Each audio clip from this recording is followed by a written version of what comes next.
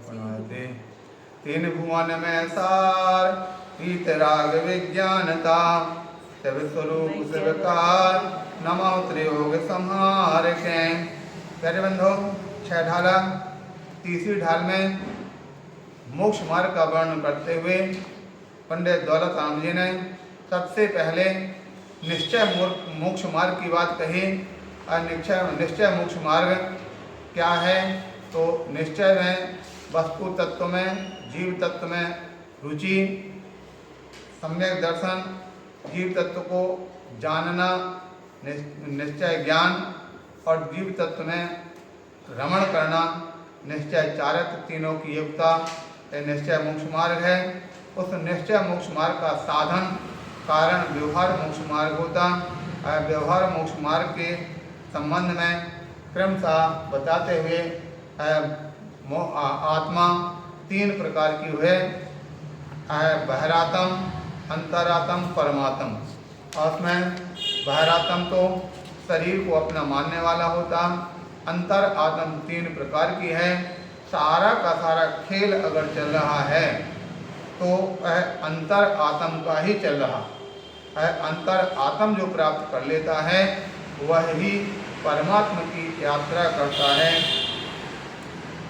इसलिए हम अंतर आत्म में सबसे पहले उत्तम अंतर आत्म में शुद्धोपयोगी, मध्यम अंतर आत्म में देशव्रति अंगारी, और जघन अंतर आत्म में अविरत सम्यक दृष्टि।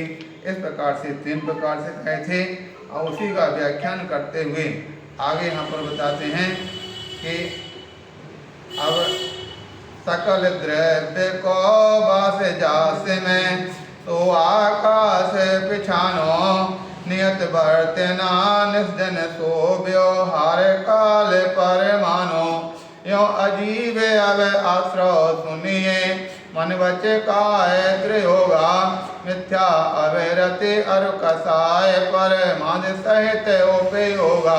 सभी एक साथ पढ़ेंगे।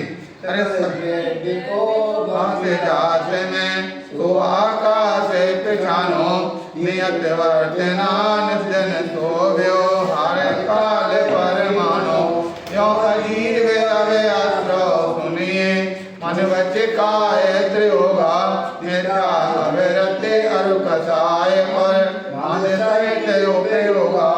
इस प्रकार से सरल 6 ढाला में भी कहा गया, सब द्रव्यों का वास है जिसमें द्रव्य रहा अक्षय आकाश नियत वर्तना निर्धन जिसमें है व्यवहार काले खास मिथ्या पंच कसाएं 25 द्वादश अवरत 15 योग है प्रमाद 15 सब जानो आश्रय हो इनके सहयोग इनसे बंद होए कर्मों का दुख के कारण रहे महान प्रकृति प्रदेश अनुभव स्थिति भेद बंध के रहे प्रधान गुप्त समिति अनुप्रेक्षा संयम परिचय जय दस धर्म महान संबर के हेतु ये तप है संबर और निर्जरावान। इस प्रकार से यहाँ विशेष व्याख्यान करते हुए आज पंडित दौलत राम जी कहते हैं, हे भव्य जीवों, सकल द्रव्य को बाह्य जात में सो आकाश पहचानो जिसमें संपूर्ण द्रव्य जहाँ तक ठहरती हैं उसको आकाश कहा गया। इस प्रकार से आकाश के 2 भेद हो जाते हैं, एक लोकाकाश और दूसरा अलोकाकाश। लोकाकाश में सभी द्रव्य पाई जाती हैं और अलोकाकाश में सभी द्रव्य नहीं होती हैं, मात्र आकाश द्रव्य ही होता है। इसलिए आकाश जानो नियत वर्तना निर्जन तो व्यवहार कालमान परमाणु।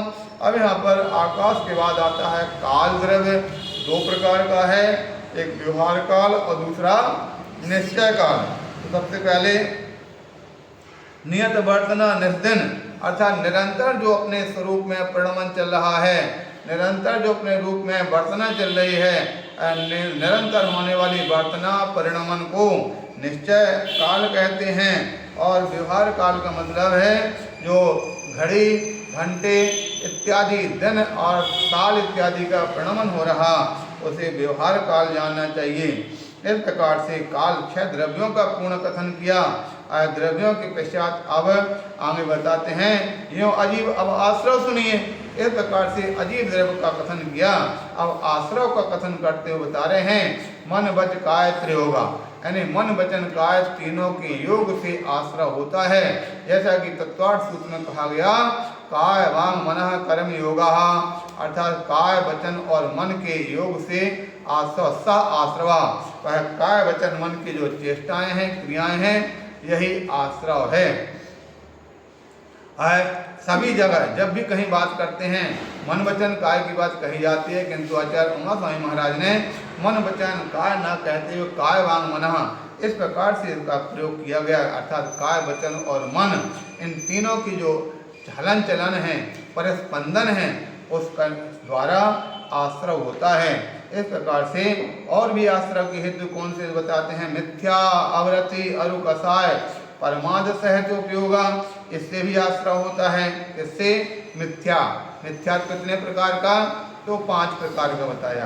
कौन कौन से 5 प्रकार के मिथ्यात्व को आप सभी आलोचना पाठ में बहुत अच्छी सरल भाषा के माध्यम से पढ़ लेते हैं। कौन कौन से, विपरीत एकांत विनय के संशय अज्ञान पुनय के, विपरीत एकांत विनय संशय और अज्ञान, इस प्रकार से 5 प्रकार का मिथ्यात्व, ये सबसे ज़्यादा मिथ्या ये इत्यादि ये सबसे आश्रव और बंध के प्रबल हेतु हैं।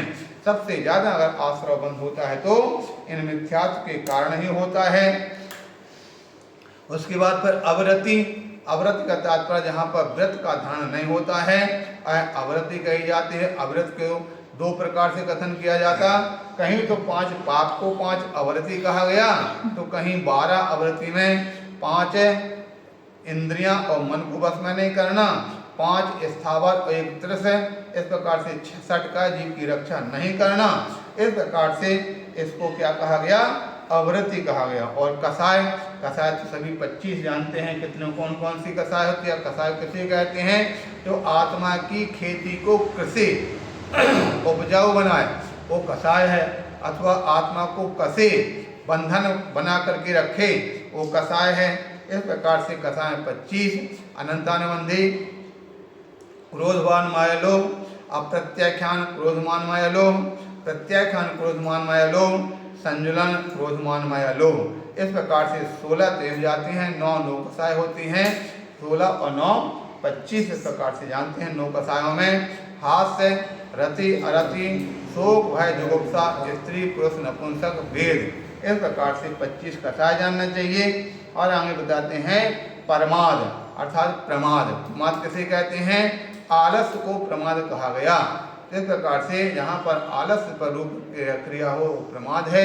प्रमाद के भी 15 भेद बताए जाते हैं, 15 प्रमाद होते हैं। सबसे ज़्यादा खतरनाक ये कसाय और प्रमाद ही हुआ करते हैं, ये 15 प्रकार के प्रमाद में।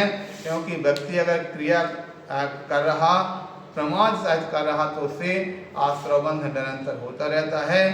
लेकिन अगर क्रिया नहीं भी करता है और प्रमाद नहीं है तो उसके लिए आश्रवबंध नहीं होता।